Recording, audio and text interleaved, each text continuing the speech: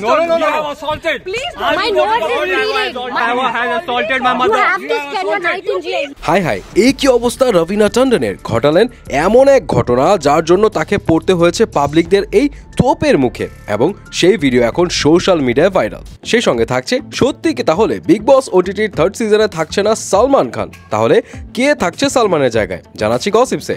অন্যদিকে মান্নারা চোপড়ার ramp ওয়াকের video নিয়ে হচ্ছে তুমুল হাসাহাসি। সবশেষে থাকছে অরিজিৎ সিং এর ধূম্র শলাকা হাতে একটা ভিডিও হলো ভাইরাল, যা নিয়ে হচ্ছে তুমুল সমালোচনা। তাহলে আর দেরি না করে গসিপসে চলে যাই। প্রথমে আসি বিগ বস ওটিটি 3 এর কাছে। বিগ বস ওটিটির লাস্ট সিজনে হোস্ট ছিলেন সালমান খান, আর ওই সিজনেই চ্যাম্পিয়ন হয়েছিলেন এলবি যাদব, আর ব্যাপক সাড়াও ফেলেছিল।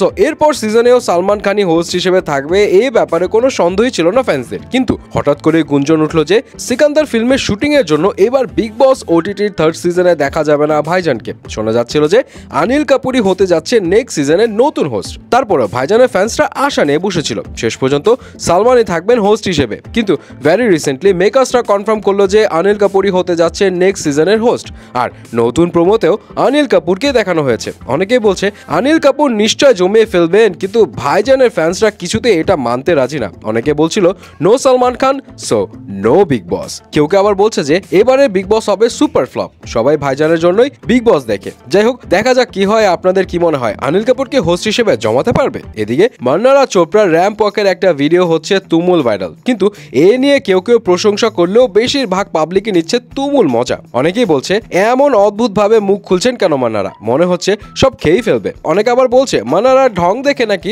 তাদের গা জ্বলে যাচ্ছে। তাদের কথা হলো র্যাম্পে এসে এসব চা খাওয়ার নাকামি করে ভাইরাল হওয়া যায় না। যাই হোক, আপনাদের কি মনে হয় মান্নারার একটু বেশি নাকামি করে ফেলছে নাকি? এদিকে একটা ভিডিওতে দেখা যায় অরিজিৎ সিং ধূম্র শলাকা হাতে আয়েশ করে ধোয়া ছড়াচ্ছেন আর কথা বলছেন, যে ভিডিও দেখে সোশ্যাল মিডিয়া ফেটে পড়েছে সমালোচনায়। অনেকে বলছে এত বড় সিঙ্গার এমন পাবলিক প্লেসে এসব করছেন, মানুষ কি শিখবে ওনার কাছ থেকে? কেউ কেউ আবার মজা করে বলছে গলা ঠিক রাখতে ওসব একটু টুকটাক করতে হয়। তবে অনেকেই অরিজিতের পক্ষ নিয়ে বলছে সে তার পার্সোনাল লাইফে কি করছে সেটা তার ব্যাপার, এটা নিয়ে এত ঘাটানোর কি আছে? ভিডিও করতে কে বলেছে? কেউ কেউ আবার বলছে ধোনি করলে সমস্যা নেই, খালি অরিজিৎ করলেই দোষ। যাই হোক, আপনাদের কি মনে হয় অরিজিৎ কি কোনো ভুল করে ফেললেন? ফাইনালি আসি রবিনা টন্ডনের কাছে। হঠাৎ করেই রবিনা টন্ডনের একটা ভিডিও হলো ভাইরাল, যেখানে দেখা যাচ্ছে পাবলিকদের তোপের মুখে পড়েছেন এই অ্যাক্ট্রেস। বারবার ভিডিও করতেও না করছেন, পাবলিকের সাথে ধাক্কা ধাক্কিও হচ্ছে, নিজের ড্রাইভারকেও মার খাওয়া থেকে বাঁচানোর চেষ্টা করছেন। I have assaulted my mother. You have to spend your night in jail. Look at my nose.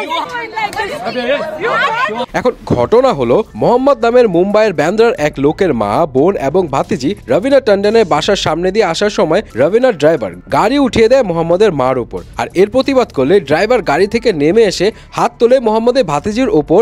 আর এরপর রবিনা টন্ডনও দুষ্ট পানি পান করা অবস্থায় গাড়ি থেকে নেমে বাজে ভাবে হাত তোলেন তার মার উপর, আর ওই মহিলার মাথাও ফেটে যায়। আর এই সব নিয়ে রাস্তায় লোকাল পাবলিক জমে যায়, আর সবাই চড়াও হয় রবিনা আর তার ড্রাইভারের উপর। পুলিশের কাছে কমপ্লেন করা হলেও মোহাম্মদের দাবি এতে কোনো লাভ হয়নি। পুলিশ নাকি তাদের কমপ্লেনই নেয়নি, উল্টো থানার বাইরে সব মিউচুয়াল করে নিতে বলেছেন। কিন্তু বিচার না নিয়ে মোহাম্মদ কিছুতেই থানা থেকে যাবেন না। এ বিষয়ে এখনো রবিনার কোনো বক্তব্য পাওয়া যায়নি। যাই হোক, এ ব্যাপারে আপনাদের কি মতামত জানাতে ভুলবেন না কিন্তু।